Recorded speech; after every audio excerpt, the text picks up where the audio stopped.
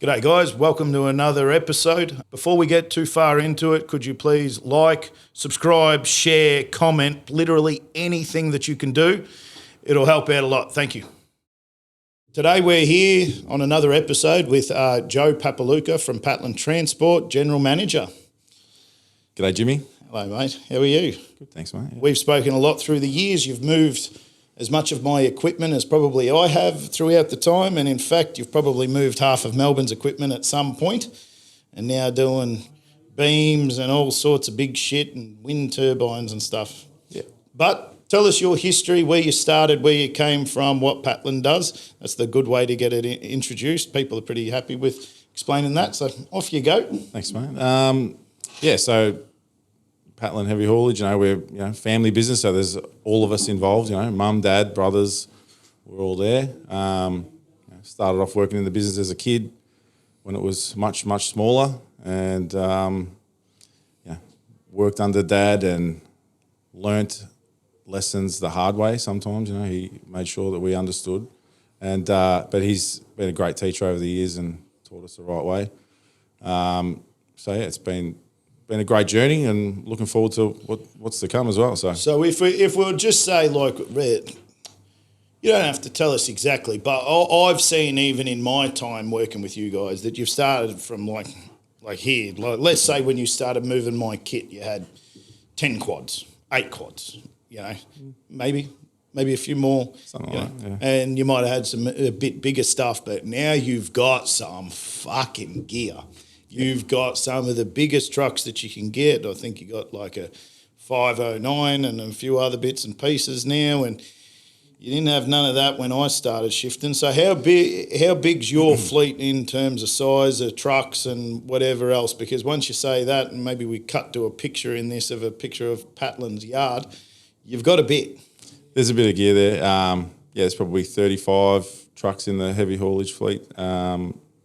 Ranging all different trailer combinations, from triaxle, drop decks, flat tops, up to, 6, 7, 8, 9, 10, 11, 12 row platform. You've got a 12 row platform now? We can go to 12. We've actually only ever gone to 11, but we can go to 12. So you got the clip. We've got the clips, yeah. So we've gone to 11, which, has been, So how many tonne can you haul on that? About 155, 160. Yeah, okay. And how much is it coming in at? That's over a 200 tonne. It's over 200 tonne, yeah, so we're around 220 tonne. Yeah, so 220 tonne, and when I met you, you had eight quad trailers that used to, or 10 that used to move up to 35 tonners, sometimes depending if it was a light 35 tonner, maybe, a 336 or something like that up to. Yeah, so, we still move a lot of machines, It's not like we're just doing 150 tonne loads these days. We're still moving the 1.7 and, Oh, you got some tilt trays and stuff too, I suppose. Yeah. So I think that first off, conversations that me and you have had a lot throughout the years, because we're very similar in age.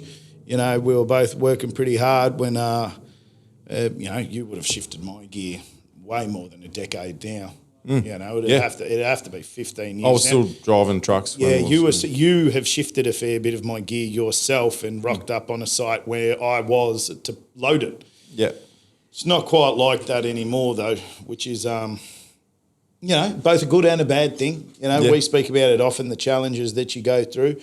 But I reckon we'll start off at the beginning. My daughter walked in this morning, and what did I say when she walked in? She's 10 years old. Get to work, yeah. Get to work. She is in the office today helping out. How did you start out with your old boy? Yeah, same way. Probably 10, maybe younger. I used to go to work with Dad from little, like 2, 3 years old, in the tipper or whatever he was driving at the time.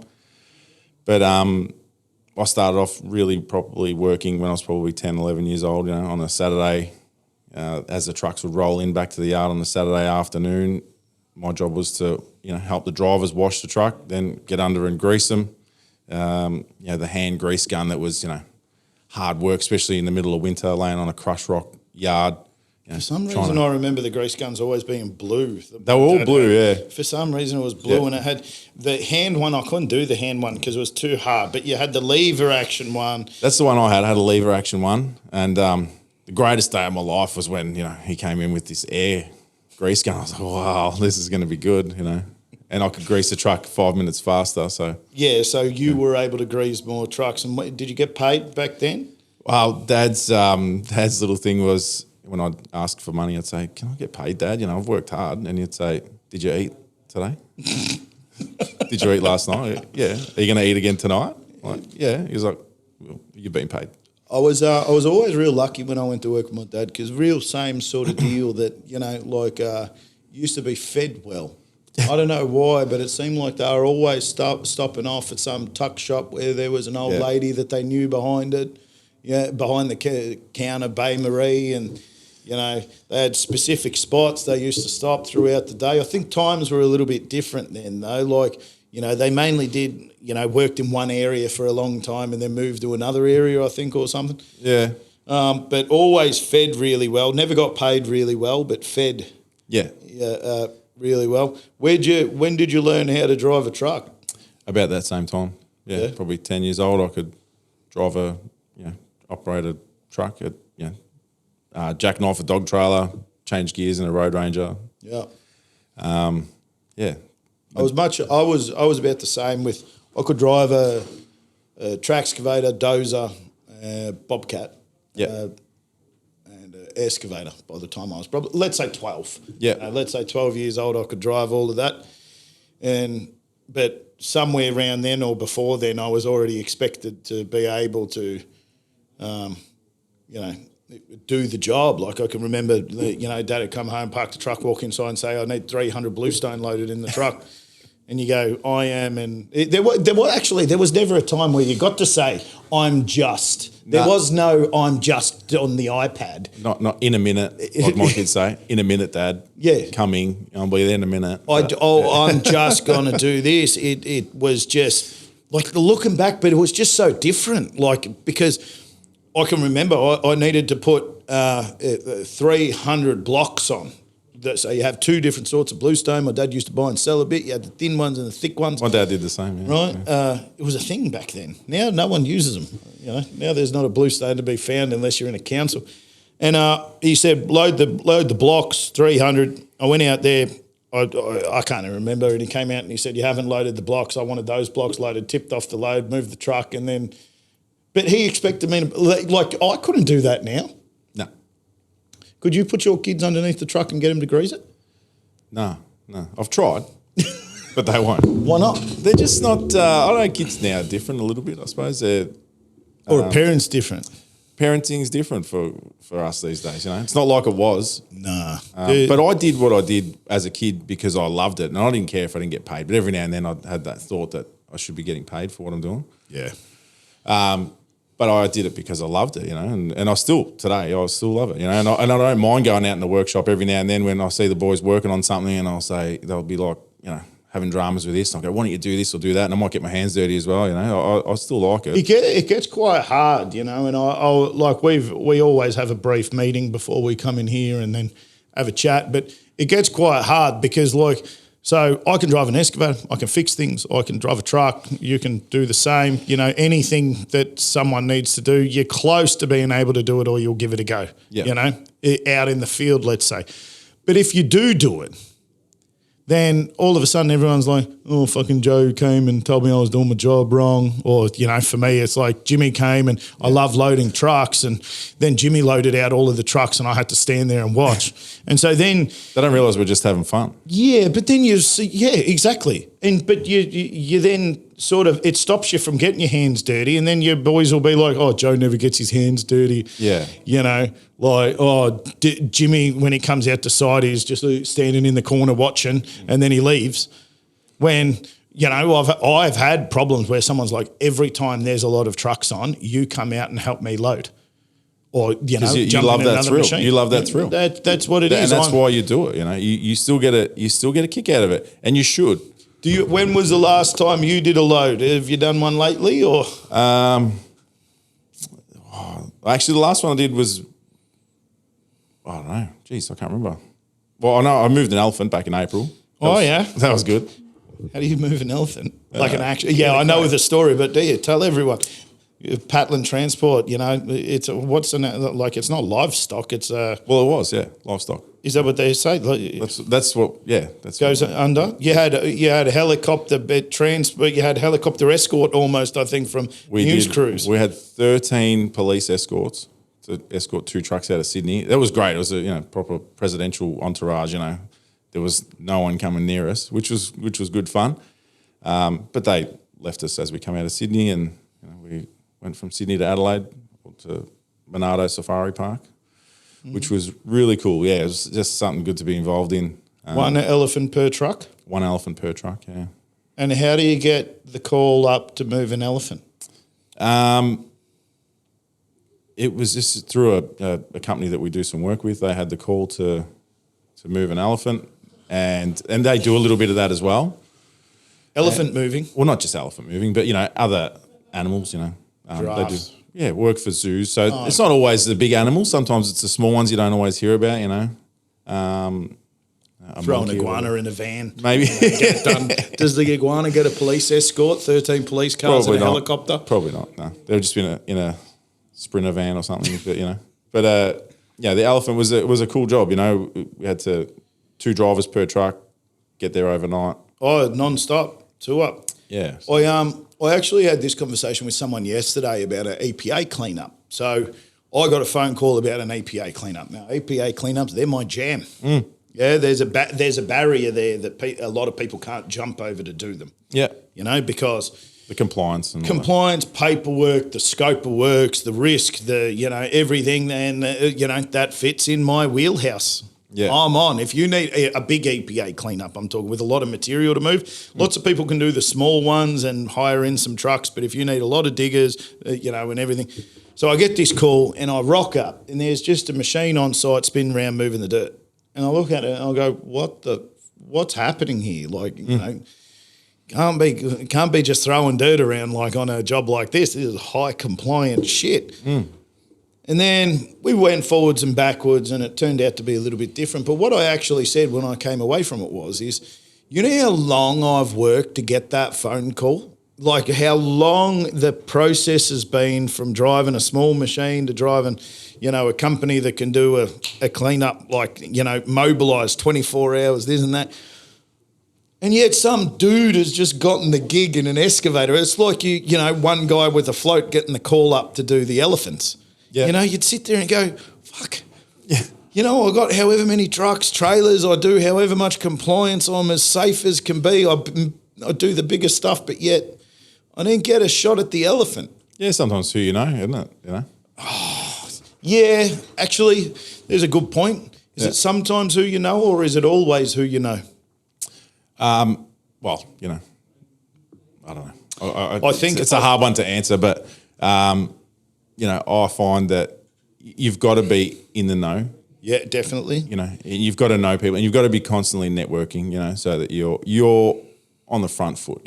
How do you go with that side? Because for me and you were spoken about before, it's exhausting. It's hard. It's hard to keep going for years and years and years, and you rock up and. I say to people, fuck, I'll leave that meeting and you sort of pump yourself up. You walk in, hey, here you go. Then you leave and you go, oh, that was. Well, look, we like yourself, got some great people in our business that really drives what we do, and they push as hard as I do, or harder sometimes. Sometimes, yeah, definitely, yeah. We all say, we give 100%, but do we all always give 100%? No, I don't think it's possible. And I think that when you're on the build-up, like when you were driving the trucks and on the weekends fixing them and on the, and then going to employee birthday parties and, and then going hanging out with your clients at a pub, let's say, or even taking them for dinner. Like that lifestyle was different. But it seems like now it's just... Sometimes you just go, my God, it's like an avalanche landing on you some days. Yeah. Employees, jobs going to shit, people wanting your time, everything else, and it's just... Yeah. Well, everyone wants to talk to the guy that can sort the problem out the fastest, And you as a business owner, you'd find that, I find that. I get those calls I do get that a lot, and we were actually talking about it before we came. But we have, like, I have a scheduling team, an allocations team. I know you do as well. Then I have sales representatives to take care of the client customer side. Whatever it is. So we have the two different sides taken care of, but yet for some reason they still just want to talk to me or Aurelia, who everyone who's worked with Starbucks knows. Aurelia knows probably more than what I do sometimes. Yeah. How do you deal with that? Because you've built the same sort of team. You used to book all of the floats, do the floats yourself. Yeah. Well, I'm probably my own worst enemy sometimes, I handle it, and I probably don't allow the opportunity for my people to handle the issue because I see the problem, I fix the problem, move forward. But sometimes, and I have to remind myself a lot to tell my team to, hey, make sure you're sorting that out, or leave it with them. Just step back, get out of the way. Delegating for a person who built it, me and you, very similar. Delegating is incredibly challenging. It comes often when you've had a crisis and there's something's fucked up. For me, or like I was trying to fix a job by myself and then running the books, and then I actually pushed too hard and fell asleep at the wheel of a truck and ran into a light pole. Shit. Right, about 10 years ago, probably when I stopped driving trucks. I think me and you have discussed it, like just burning the candle pretty hard, and it's never going to happen to you. And then I was I was driving. I was I'd gotten so close back to the job, and I think that because I'd gotten to the job and then I knew I was going to be all right and go for a walk at the job and have to get out and do some stuff, that I sort of just I was only going 30, 40 Ks. But that's a scary thing to almost fall asleep, Yeah. just from doing paperwork the night before. And how do you tell your boys those sorts of stories to try and teach them and say, listen, I wish I had someone say to me, oh, Jimmy, don't get into a truck if you're absolutely hammered, tired, not, but it used to happen all the time, that burning the candle. And I think that's where I started delegating more of the trucking at that point there. I used to be in the truck every day. Yeah. Did you just get too busy in the office that meant that you couldn't do as many floats, or how did that one work, you think? It was a slow transition because I still loved driving even when I started working in the office. So, and even still today, I'll be looking through the jobs and see what's happening. And I'll go, geez, that's a good job. I'd love to be on that one. But at early days when I started working in the office, I'd work in the office all day, and then over night time, I'd go and do a couple of float shifts to ease the pressure on the guys for the next day. Or, just to make sure that we're doing the right thing by our customers. They want their machines on site for 7 a.m. and make sure they're there. 7 a.m. it has to be. So how do you go from but it's been a big thing in Melbourne too, and I discussed this a lot in the podcast, that building a business in the last sort of 10 to 15 years in Melbourne is probably it's on steroids. If you're willing to take it on, there's almost someone willing to give you the job, but you've gone from, let's say, moving clients' machines and being 99% machines, I would say, For a long time. To now you're doing some big shit and elephants. Yeah. Well, you got to diversify. You probably do the same in your business, where you went from, just site cuts and, foundations, dig a pool to, big EPA jobs. Cleanups and big basements. Yeah, right. Yeah, same. And you'll probably extend on that. Who knows what's in the future for you. Yeah, same for me. And if anyone has an opportunity that they would like to present in terms of any space, I'm always happy to hear it. Cash is king. Well, yes. See, if it's anything I can help with, Yeah, well, transport's what we do, right? So I'm happy to. We do general transport if we have to. We want our customers to call us for anything. I don't want them to have to use someone else and create an opportunity for someone else. Not that I'm against anyone finding opportunities, but don't come and take mine. Yeah, but you can't come and take mine because I've got it covered. Yeah, that's right. That's what I'm handling it. I'm handling it from A to B. It's all done. And so if you were to look back, let's pick your brain a bit. I didn't even pre-warn you that I was going to ask this. If you could look back, was there any sort of pivotal moments? Because there was times that you went from, you've moved all of those beams and you're moving all of these. You were doing wind turbines, like a lot of them. Like I was watching you do a lot of wind time. How the fuck do you get into moving wind turbines off of a? You were moving from a wharf or something. I remember watching. Yeah. Look, and a lot of that work is in our work. We work with we partner with another company, Aries Group. They're quite big in that space when it comes to wind farms, and that's their main focus. That's what they do. So we're more of a support act in that. So we supply equipment and. But you have all of the trailers and everything. We have all that sort of stuff. Yeah, it's a hard space to break into. We'd love to, but it does sort of change the scope of the business quite a lot. And then there's a bit of a balance in. We've always believed in looking after the ones where we started. So we don't let any customer go. We build on that, and that's the hard part, right? That is. Yeah, I think I've discussed it in another podcast before about, the clients, some of those clients help pull me out of the mud, like a lot.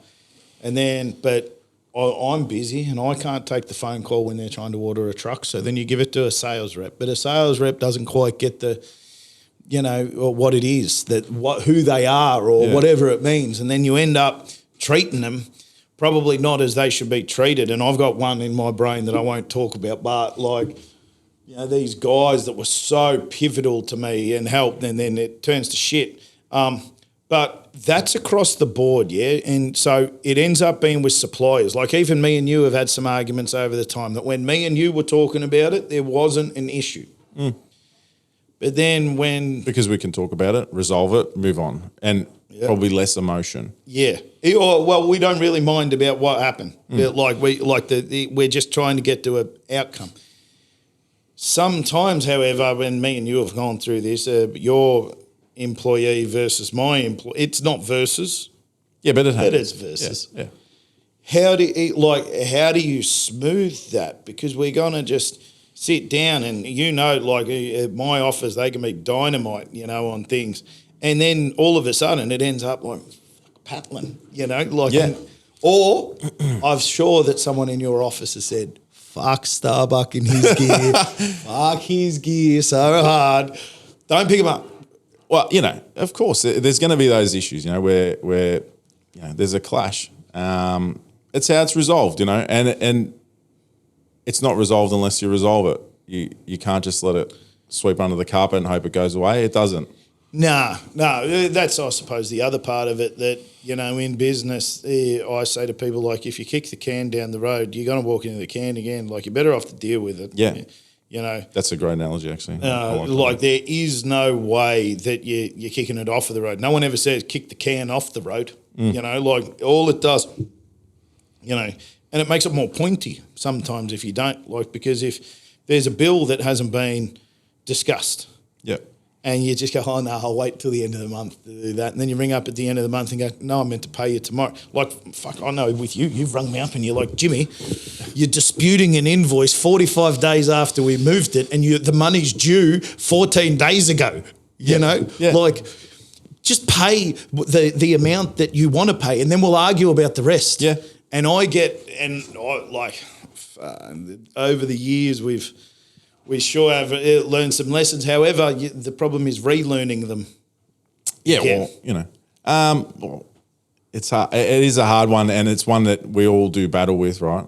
But I often say to customers, especially the guys that we do big volumes of work for, don't lose the job because of transport, right? No. So if I've got to help you win the job, then obviously down the track's going to benefit me, right? So if I've got to do something for you for nothing, right, in order for you to win a job, but you've got to make sure that you return that favour, right? So it's hard. To be honest, I don't want to go too far into it because there's been some specific scenarios, and I know that they listen. So the thing is that for the good ones.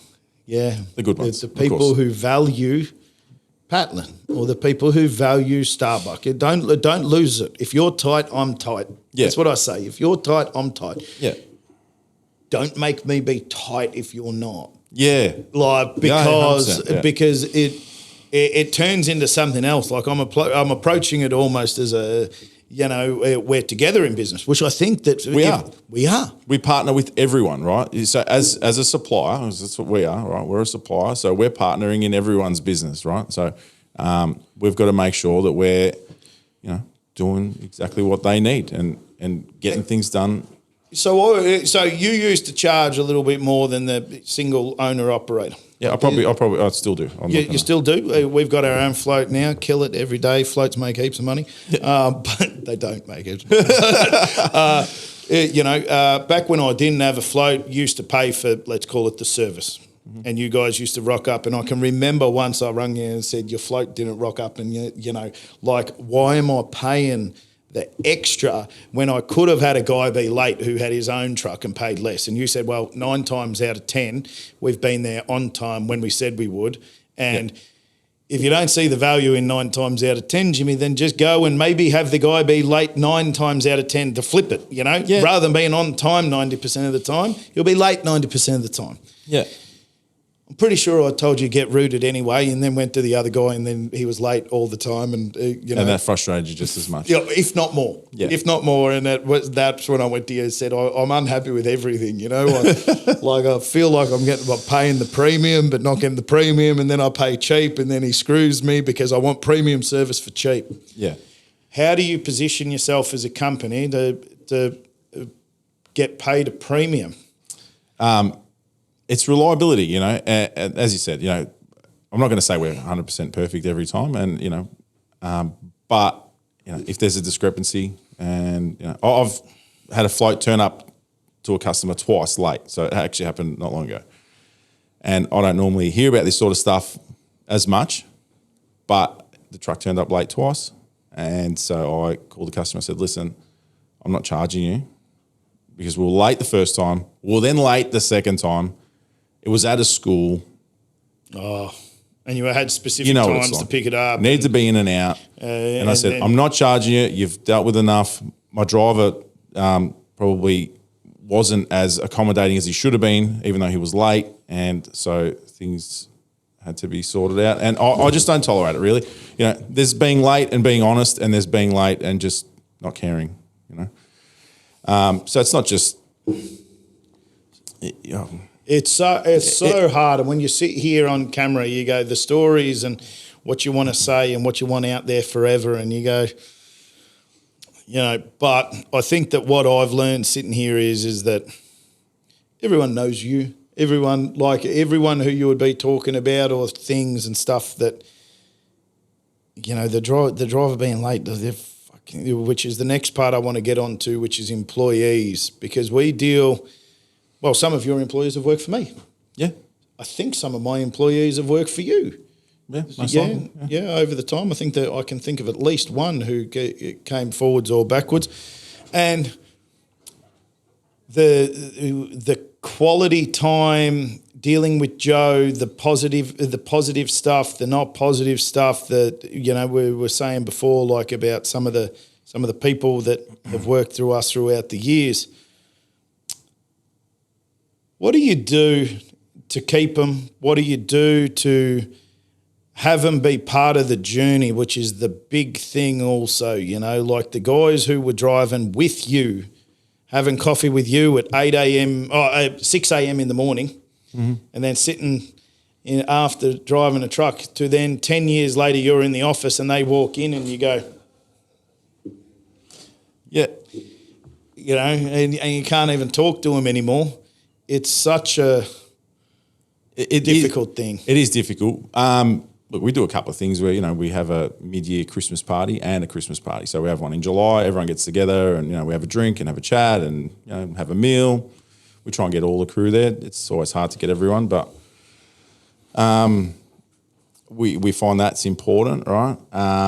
There's guys that have been in our business for 20 plus years. There's guys that have been there for 6 months, right? But I value everyone, right? And there's some guys that are probably, some people in the business would call them a favourite, but I wouldn't say they're a favourite. I just say that they're reliable. I can ask them anything. They'll do anything, right? but they're there for the business. And yeah, they drive the flashiest truck. Yeah, but they've earned that flash truck. You know, when I order a new truck for them, I say, "What do you want?" Yeah. And they'll say, "I want a T610. I want a 509." Do you think a 610's the top of the list now? Oh, for one guy, it was. Yeah. And he's in love with it. You know, he drove cab overs the whole 20 years he was there. I He's thought been there, everyone was wanting to be a big dick in a 9.0. Well, look, not everyone has that big ego, right? And to be honest, I'd drive a 9.0 and I don't enjoy it as much sometimes because As the Eagle. I love the Eagle. I love the Eagle. You know, people pick on it, but No. The Eagle's a it's sick truck.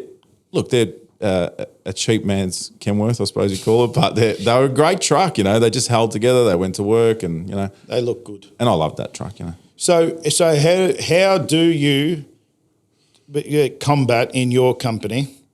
And I know that it's easy to sit here and say, you know, the guys. So for me, my equivalent of the trucks that are flashest and everything else like that are the flashest jobs. Most trucks are out the gate, everything's cranking. Those are the ones that everyone wants to go to. You know, the truck and trailers coming non-stop, you know, where they have a really good day. How do you combat a guy driving a cab over K200, which is still a great truck? Yeah. Or even call it, have you got any 108s or 104s still? I got one left. Yeah, I just got rid of the. So when you had a guy in, let's say, a 909, and you had a guy who'd worked for you for 10 years who got allocated to, for some reason, a 108, you know, how do you combat that when he comes in and says, you know, you gave me the shit job moving a 13-ton and you gave a guy night shift working a beam, you know, or whatever it is, a wind farm. I don't know, because this is what I deal with all the time. Yeah, well, you know, there's horses, of course. There's some guys and girls. You know, we've got some female drivers as well that in the industry, and they've, you know, it's based on your knowledge, you know, and how much you can do. So, but everyone has to grow. So at some point, you've got to put them into those positions where they're guided by someone else who gets them the knowledge they need to progress. No one wants to be stuck towing a triaxle around Melbourne, moving 8-tonners and 14-tonners forever. You know, but some people are happy doing that too. You know, so there's that. It is a challenge. You do have to spend that time speaking to your people individually. You know, when they're having challenging times, and you know, you've got to set aside your own challenging times. You know, Well, see, that's because we the have other them too, not just because we're because you're in business doesn't mean that you don't have challenges. It's quite difficult is probably what we're sort of painting the picture of, because you'll have to balance the company growth, because the person in the triaxle moving the 8 or 14-ton has as much value as the guy towing the 11-row platform. Yeah, correct. And you need both of them, but they both want to drive the 11-row platform, but you need someone to pull around an 8-ton. Yeah. Because your customers need it, right? Yeah. And so there's just this constant seesaw battle that, you know, and then it brings itself out in so many different ways, because then it's the wages too. Then someone saying, you know, well, you need the 8 tons moved just as much. Well, it's the ability attitude thing, you know. You can have all the ability in the world, it gets you there, but is your attitude going to keep you there, right?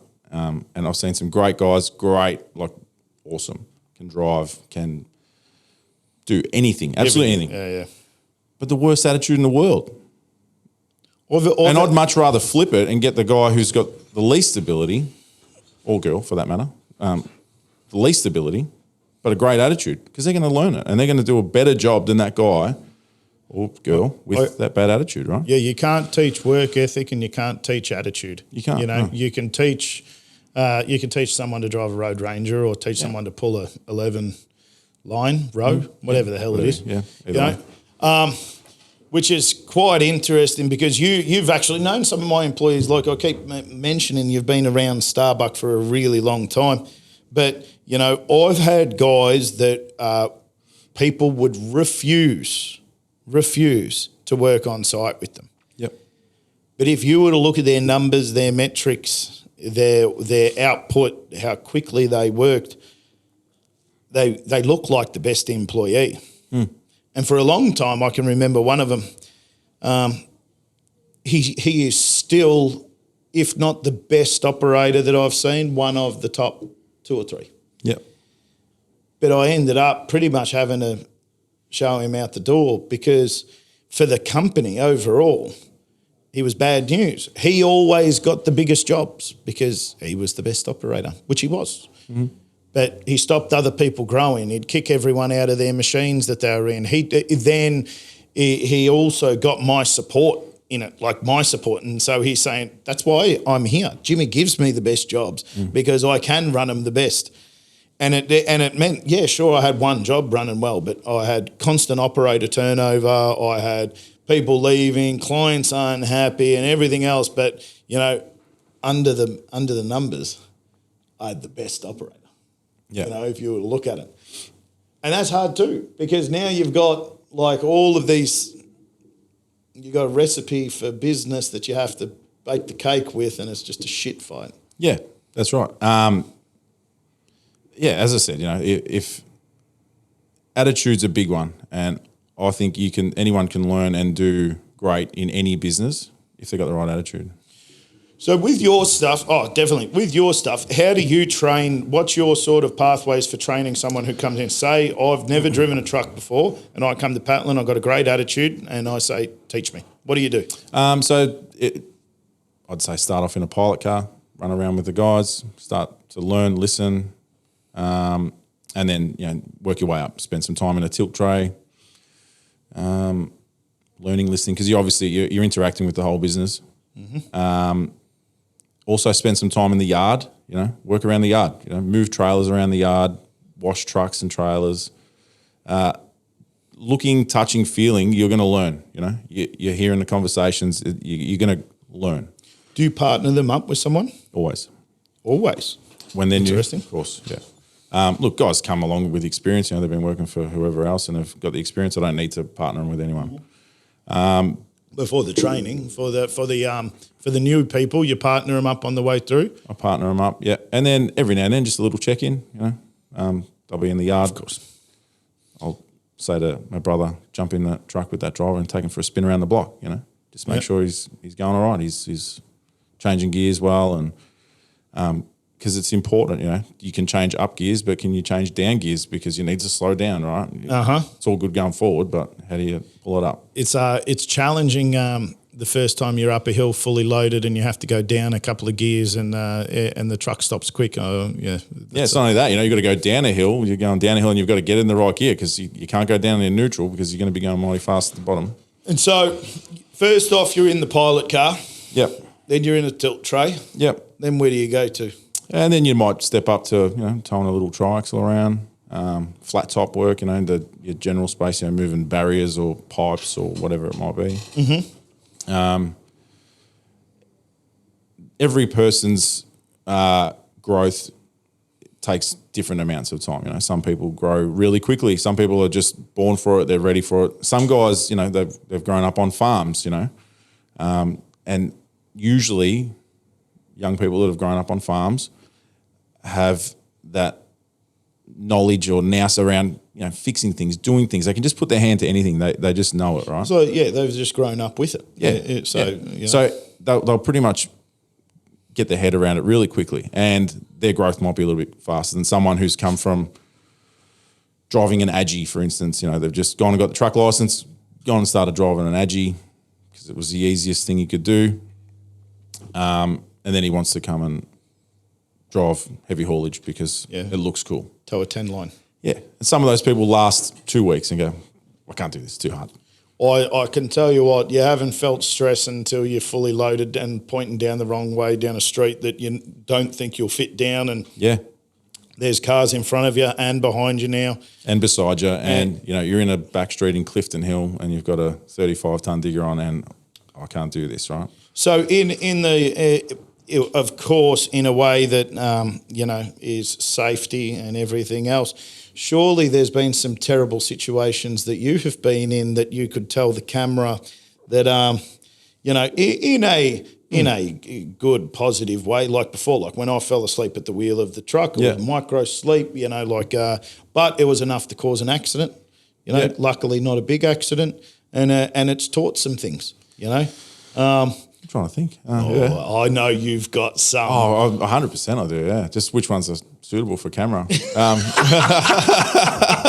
Oh, well, look, I wasn't driving the truck myself, but yeah, there has been some on the news, you know, had one rollover on the Monash and that was one of the big ones, a rollover on the Monash with with wires on it. rubber. Yeah, Rubber. Big roll of rubber, yeah. And, you know, they're known to tip over those bloody things, but, you know, now obviously when something happens, you learn it, right? So Of course. how do we not do that again? Yeah. And no one was hurt, you know, was like, hurt, and it was all. yeah. And that's the best outcome when something happens. No one's hurt, right? That's it. We don't care. Equipment is equipment. We pay insurance. You're never really happy about it, but you're glad that no one was hurt, right? Everyone's gone home. No one died.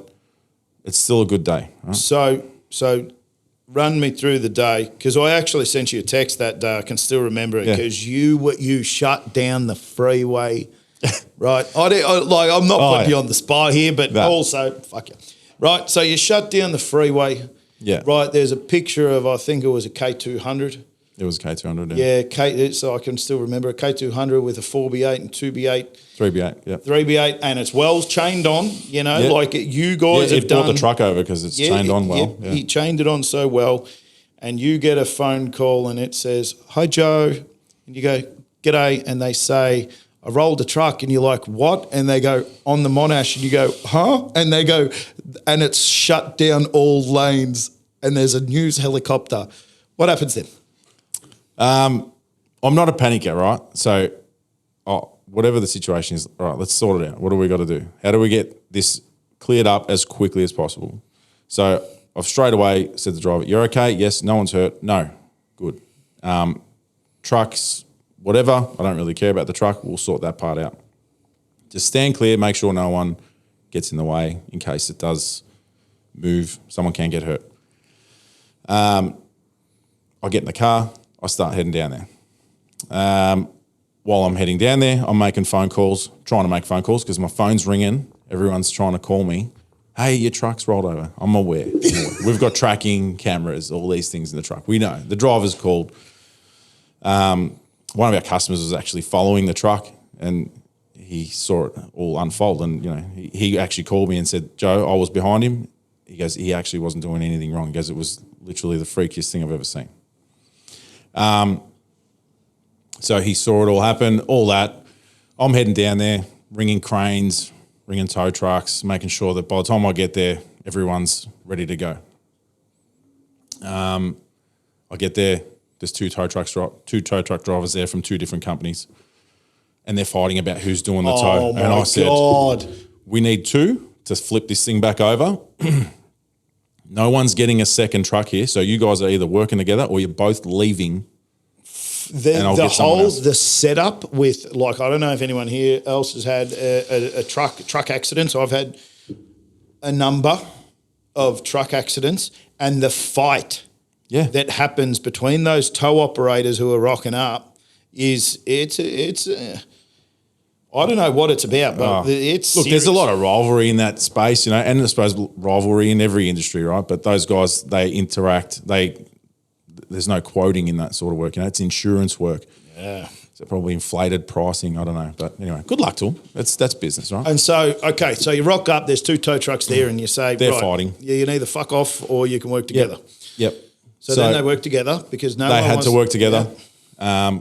We start uprighting the truck. There's NHVR there, you know, looking at the truck, and obviously they're defecting the truck. And I said, "It's great because it can't go to work. Like, the truck's got a twisted chassis. The trailer's on its side, clearly. You know, it's not going to go to work." They're discussing load restraint, and I said, "Well, the load restraint must be good because it's still strapped on. It's still chained on. The truck's laying on its side. The chains are all still there. It's snapped too, obviously, on the side that it went over, but everything else is still hanging on." So we go through all that, and then that's the challenge there, right there, that you're dealing with. Then it's the next day. dealing with the insurance, dealing with, what compliance issues and, was everything incorrect? Was the permit right? Was the truck supposed to be on that road? All that sort of stuff, That's the hard part, Dealing with picking the thing back up and getting it on its wheels and getting it off the road. Well, that was easy. I find the first real challenge is in where your heart sinks as you go, is everyone okay? Because I've had just a couple of situations in my however long where people haven't been okay. Mm-hmm. And then everything else doesn't matter. No. So first off, you jump over that and you go, oh, thank God, everyone's all right. Okay. Yeah. Because, it's not that we don't care about the truck, but the care factor is almost zero. Well, it is zero compared to if someone was hurt. 100%. But then you go the immediate issue, and then your phone would have blown up for 24 hours. Like, I don't want to. I was talking to people I hadn't spoken to for 20 years. Hey, Joe, is that your truck? Nah, Yeah. It's the other grey truck with Patlin on the side of it. Thanks. Yeah. Anyway, it's not a good look, but unfortunately, you're exposing yourself to that risk when you're in the type of business we're in. Things go wrong, and when they go wrong, they're big. And they go wrong in a big way. Like, I don't know if I've necessarily completely and totally closed down a freeway and been on every single news channel and Facebook and Instagram and TikTok. Jacqueline Felgate, she put up pictures on it non-stop and was providing like live, is that her name? Jacqueline Felgate? Jackie Felgate. Jackie Felgate? Yeah. Yeah, I'm tuned in. I know all of it. I know all the stuff. So, and then there's that constant problem on the way through that we've had as well, like big truck accidents, big machine problems, rollovers, and and what do you do? How do you? So in that situation there, the driver was cleared of everything, I believe. Like, he did nothing wrong. No. You chained down correctly. You're allowed to be on that road. Everything was compliant, apart from the truck having a twisted chassis. After it rolled, yeah. Well, it wasn't twisted before, I hope. No, it was perfect, yeah. Yeah, straight. And so then how do you, as a business owner, put that aside? And you've moved those roles since. Of course. Yep. And then what do you put in place when everything is right along the way? What do you put in place then? Well, now we widen the trailer further, so the trailer wasn't wide enough, so now we go further. So that obviously increases stability. Does it ensure that it'll never happen again? It should 90% fix that problem. But there's always that 10%, What happens if he has to swerve in a hurry or, We just don't know, right? There's all these scenarios, but you've got to explain that then to your customer because your customer doesn't understand. You've got to sit down and chat with the customer and explain to them what you're going to do going forward to make sure that this doesn't happen again. And yeah, because I'm sure that they didn't like being on the news either. No. I'd be slightly perturbed about the fact that, like my roll of rubber was on the side of, and it was right near the tunnel too, right there. Far. Right there. One lane of traffic getting through. You had a bad day. I had a bad day. And everyone that drove past was like, hey, dickhead. Thanks, mate. Yeah, appreciate it. But, what do you do? It's not what you want. None of us go out to work every day and hope for something to happen. We want a smooth day at work. But things go wrong. And in heavy haulage, if it goes wrong, it's big, right? Yeah. So. Everyone's seen the videos on the internet of, big stuff rolling or snapping or whatever, and you just hope it isn't you and hope that you put things in place that it doesn't work. And you've got to make sure that your people are following them too, So you can put all the processes you want you can over-process things too. You need to build your processes to the size of the company that you are at the time. That means that it's as safe as it can possibly be, as efficient. And then as you get bigger and bigger, you need to focus more and more on the safety component, making sure everyone's trained in the right way, because otherwise... Yeah. And that's a whole other challenge in itself, managing a business and staying compliant and competing with people who aren't compliant and, it's just all that sort of stuff, It's just... A point that you brought up before, when you're sitting down and you're talking about the people who work for you, and then if you were going to give advice to people who have gone out on their own, because a lot of people watch these podcasts for advice, or and stuff like that. And there's no doubt some aspiring heavy haulage blokes that think, do you know what? I'm getting into it. Yeah. What would you say the hardest part is of the transport business that you guys do? Being compliant. So you can move a digger and you don't have to be compliant, or you can be compliant if you want, because the processes are there to be compliant. But if you're not, there's the policing side of it isn't really up to scratch, I suppose. So, anyone can do it. Buy a float, buy a truck, off and go move diggers, right? Well, a lot of people that don't even have the right insurance for the stuff that's on the back, like all that. What's it called, marine insurance? Yeah. So there's a specific sort of insurance that insures other people's equipment on the back of your trailer. Yeah, is that right? Yeah, and a lot of floats didn't have it. I can remember when we got asked for it, that we had to supply our float companies, and you guys were one of the few that had it back then. Yeah, at one of my first big jobs. So how do you compete with the people who are... Well, that's the hard part, and that comes down to the customers you're working for, right? So for someone starting in heavy haulage, buy the right equipment is what I'll say. Like, don't go out and buy the cheapest one you can find and then hope for the best. And then when that trailer breaks, then you've got problems, right? So buy the best equipment to start off with. Don't. You guys have lived and breathed that, haven't you? Come on, you can give the shout out to the people that you've got mostly one specific brand of trucks in heavy haulage? No, we've got two pretty prominent brands, Kenworth and Mack. Probably more Kenworths than Macks. Yeah. And then you've got, would you say, any other brand of trailer, or is there only really... Oh, there's other brands, of course. We've got... Oh, yeah. Look, drag trailers, that in for what we do, they're the best, right? I call them the best. Other people say other brands are better, right? But I've got a Drake as well. It's I suppose that says something. If you're going to smash that thing every day, you want a Drake, right? Yeah. But other brands probably do just as well. I like Drake because it's the brand that we've come to know. Our workshop knows it. Our drivers know it. The process is simpler when it comes to training, as we spoke about before. Mm-hmm. I train a driver how to use a quad. The 20 quads we have are the same. Yeah. I train them to use a 3-row of 8. The 3 rows of 8s that we have are the same. And all of the levers are the same, and they're in the same spot. Well, it's pretty much. Some of them are a little bit different, but just for different purposes. But the operation of the trailer is all the same. The way they handle, the way they maneuver, it's all the same. So training becomes easier. So, yeah, but they're expensive. They are expensive. Compared. And that's the challenge too, keeping your prices down enough so that you can meet your customers' requirements. You're spending a little bit too much on your equipment, which obviously when you insure that, your insurance is higher. So all these things factor in. But reliability is key, right? So if you ring me up and say, "Hey Joe, I need a float shift done," sorry mate, I've got 4 floats in the workshop getting welded up because they're broken. I can't do your job. You're going to say this guy's unreliable. Yeah, but he's a great fucking welder. Yeah, you become a real good welder. Yeah. It's interesting because I've gone down that path, as everyone knows who listens, watches, or sees all of my shit, on the internet. I've gone down the path of a less, we'll call it established, reputable brand with my diggers. Yep. And it does come down to reliability. Like, if I said to you, I will guarantee you your trailer's upkeep and it is half the price of a Drake, you might buy one.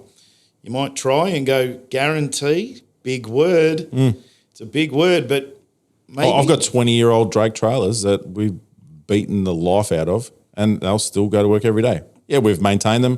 We've put new axles in them. We've done all these things and kept them running, but the structure of that trailer is held together. My trailer would be 12, 14 years old now, I think 15 years old. Yeah. I think so. Yeah. I think I bought it. I think it's 2010 or 12 model. So that's starting to get on, and I beat it. You're like that'd be, and the same as yours. I know you've got a compactor trailer that probably you still haven't replaced the deck of. No. But actually just sold. Yeah. Did you? Yeah. Just Some sold. poor guy. Just sold. There's nothing wrong with it. Like the only reason I moved it on was just time to move it on. Time to. Sometimes your equipment can't stay forever. No, definitely not. Definitely not. So we've But it'll got serve a purpose for, an earth mover, a guy who moves his own machines, twice a week, 3 times a week, and it's his convenience having a float. 100%. Now we got 5 minutes left. I got the signal from Louis. Mm-hmm. If before you came in here, I'm certain you've had some things in your brain that you wanted to say about Patlin. Have you said them all? I probably haven't really thought too much about that. We're still around. We're here. we're not going anywhere. We're constantly trying to find better ways to help our customers. So. I think that you guys are one of the actual critical points in the industry. Regardless if you're moving gear, there's only a few big people who move earth moving gear. Everyone knows who they are. They either do the south side or they do the north side, or maybe the west. So we're based all over town, right? We're Yard and Dandenong. Oh yeah, you got a yard in Dandenong now. So you didn't let me move the top. Actually, I did end up moving the topsoil. Still a big pile there. Yeah, anytime you want me to move it, Joe, I'll come on down. Yeah, sell it for me, Jimmy. If anyone wants a huge pile of topsoil in Dandenong, it's good topsoil. Yeah, it's the best topsoil. But I appreciate you coming down. I appreciate the chat. It's always interesting when you jump on camera for the first time. Joe from Patlin, thank you very much. I'm getting better at my handshakes. I'm working on them. Yeah. And as always, like, subscribe, comment, share to your friends. Use Patlin Transport if you need a float, and Starbuck to dig your holes. So thank you very much. Thank you.